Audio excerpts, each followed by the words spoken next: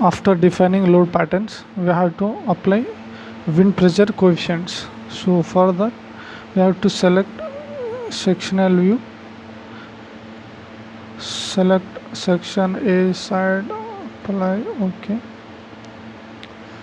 going to deformed shape. OK, by using all story options, select all the shells on A side, and go to assign shell loads wind pressure coefficient. So we have now we want wind pressure coefficient values. For that, we have to check in IS 875, AS 875 2015 table number 5. You can see here external pressure coefficient CPE for walls of rectangular clad buildings. So for that, we have to know, we have to calculate what is the building height ratio and building plan ratio.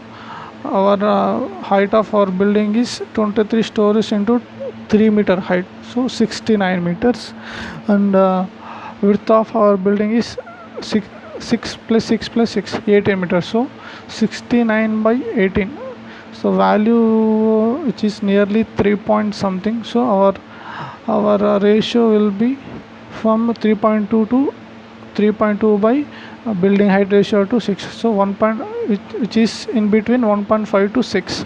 So in this category, we have to check the building plan ratio. Our length and width of building is 18, so 1, the value will be 1, between 1 to 1.5. So this type of building case we have to select. So in direction A, the value is, you can see the direction A, B, C, D. So our value will be inside is plus 8 meters. So we have to take plus 8 in windward direction only, in the sense the wind which is acting directly on that side.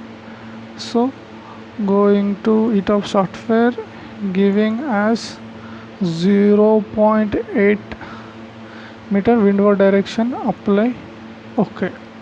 Now going to select elevation type B. This is also same direction, same side like A. In this elevation side, the sections which are not covered in A, for that we are giving the internal and external pressure coefficient, wind pressure coefficient, like same value in windward direction only, apply OK. Now selecting side D, so which is opposite to A, so apply OK. Going to code book, we are seeing B is opposite to B is opposite to A to in this figure. So in our software, D is opposite to A, so we have to take the value as minus 0.25. Going to D direction, select all the shells, assign shell loads wind pressure coefficient minus 0.25 in leeward direction or sides or opposite, whatever, apply OK. Same like in elevation C also, apply OK. Select all the shells, assign shell loads wind pressure, same value, apply OK. Now select the elevation A, elevation 1 OK. In this figure, now we are selecting side C. In our software, side 1, so side C and D have same values, which are, that is minus 0.8 and 0.8, same value. We can directly apply it 4 sides at a time. Select all the shells in 4 sides,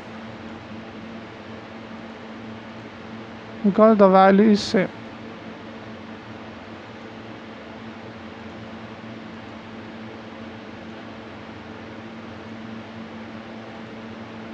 go to assign shell load wind pressure coefficient minus 0.8 windward direction only, apply.